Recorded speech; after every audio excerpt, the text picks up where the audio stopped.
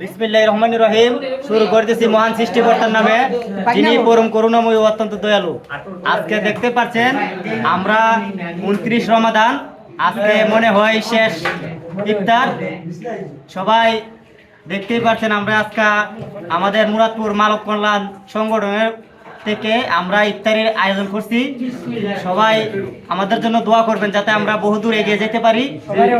আর এই যে নাসির এত মনোরণ দেখছিল তো কি করতেছে, অনেক কষ্ট করতেছে।